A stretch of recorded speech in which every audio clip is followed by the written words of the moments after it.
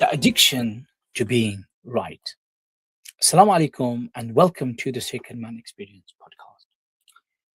Today I want to explore a hidden addiction that destroys marriages, friendships, teams, and families. The addiction to always being right. Many people think, or many of us think, that they want peace. But what they actually want is victory. And there is a difference. The person who's addicted to being right enters every disagreement as a courtroom rather than a conversation. I wanted to talk about this. I wanted to share this with you because this trait becomes very significantly a masculine trait. Whenever we are in a situation, we're fixers. We're known as fixers. It's innate within us. And a person whose disposition is fixing, they will always want to find a solution, the outcome of whatever the situation, circumstances are. So they will go out the way, they will learn certain things, and then they will bring that to the conversation to say, no, this is how I believe it needs to be. But there are certain traits which are highly significant. Creating a space of conversation is different to only stating what your personal reflection and thought is about something and about what you believe. And especially when you're working with human beings, you're working in teams, you're working in boardrooms, you're working with other entrepreneurs, you're working with family members and loved ones and people. They all have opinions. They all have points of reflection, points of significance. The moment you trump that every single time, what happens is you lose the true essence out of other human beings. Okay. So many times, what can this mean? That your goal isn't about understanding that person, but your goal is just winning all the time. Look, I've seen marriages collapse, not because people stopped loving each other, but because neither person was willing to surrender their need to be correct. Look, if someone is correct, then someone is not correct. If someone wins, then the other one becomes a loser. In a relationship, right? In this loving relationship, that's not the state you want to be ever. As a husband, as a man in the house, you don't want your partner to lose. You don't want your partner to be in a stage where they feel gutted regarding that engagement. No, you want to be in a position, or at least you pursue that pathway where there is a conversation. I remember, listening very carefully to someone who works with couples, who works with, individuals whose relationships break down and divorcees and individuals whose relationships are on the rocks, as they say, and none other than Coach Tough. Allah bless him. And we know about Sister Victoria, who also, both of them, they work a lot around with couples and etc. They are the love coaches and help and support families, individuals, and couples get back on their feet to rejuvenate their relationships. And one of the key things that they mention is about that type of relationship within that particular communion that they've created, couples have created. It's not a win and lose relationship. It's not winning and having victory and loss. No, that's not what it is about. The loss is mutual.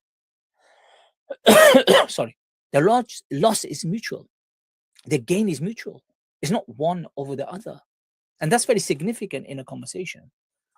To strengthen the relationship of marriage, it's not about losing the love. It's many times what it's about that no person is ready to surrender.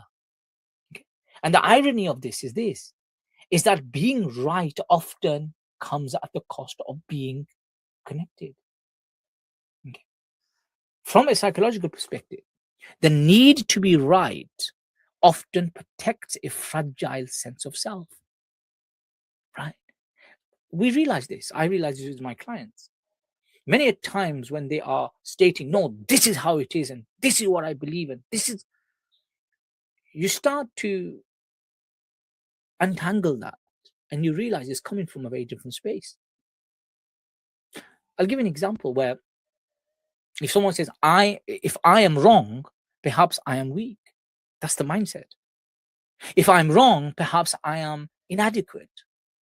And if I am wrong, perhaps I lose value.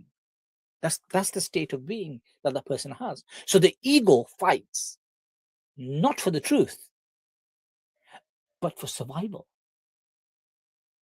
In the Islamic tradition, in the Islamic paradigm, this relates to the nafs seeking superiority. The ego loves certainty. It loves status. It loves being seen as acknowledged or acknowledgeable. The heart, on the other hand, however, seeks humility. The Holy Prophet, the model and the example of a sacred man, may God Almighty be pleased with him, said, the one who has an atom's weight of arrogance in his heart will not enter paradise. Wow. True strength is not proving others wrong. No, no, no. Nothing to do with that. But true strength is what? Is remaining teachable.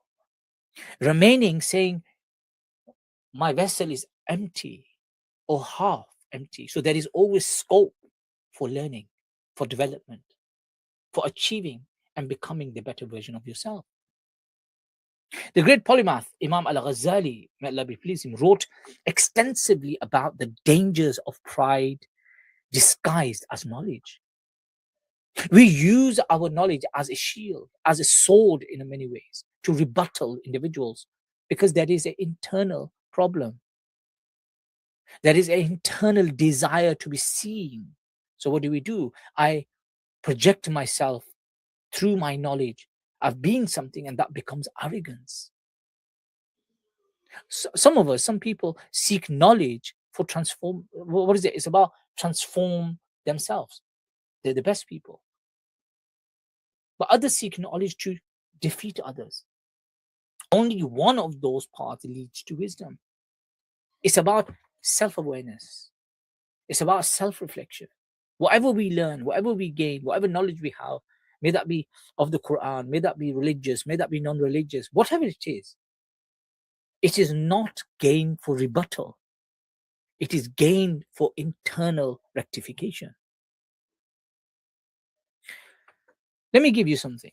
Hopefully you can bring this into your life, which I have myself. And it works for me and it works for my clients. Let me share that with you. In your next disagreement, think about this. Seek understanding before responding. A lot of us is hard. It's difficult. I'm like that. I'm reactive. I'm like, no. Before they've said something, I already think I know what they're going to say. I do that. And guess what? I lose out. I realize that's not what they wanted to say. They wanted to say something else. But I've given them an answer halfway listening to what they had to say. 2, ask what if they see something I don't? It's their perspective. It's someone else's point of view.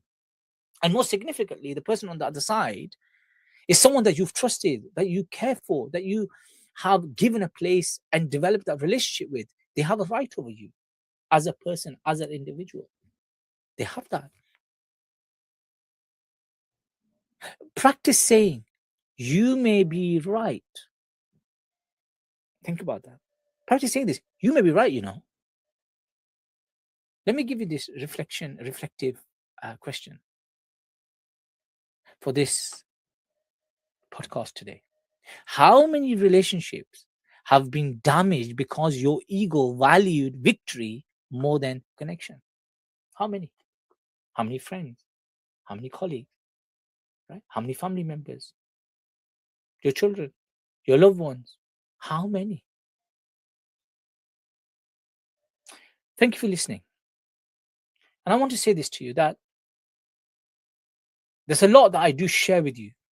I share with you because I have seen the other side. I see it through the lens of the eyes of my clients. I see it through the eyes of those prisoners that I work with, right? Those staff members that I have supported and helped. I see that. If you have the opportunity to rectify that, to change that, it will elevate you and increase you. You are sacred. Let me be clear with you. You are sacred. You are on the pathway of sacredness. I just want to say, I leave you with peace and blessings. And I want to say this to you: find your secret. Until next time, stay aware, stay honest, and continue to become the man and woman you were created to be.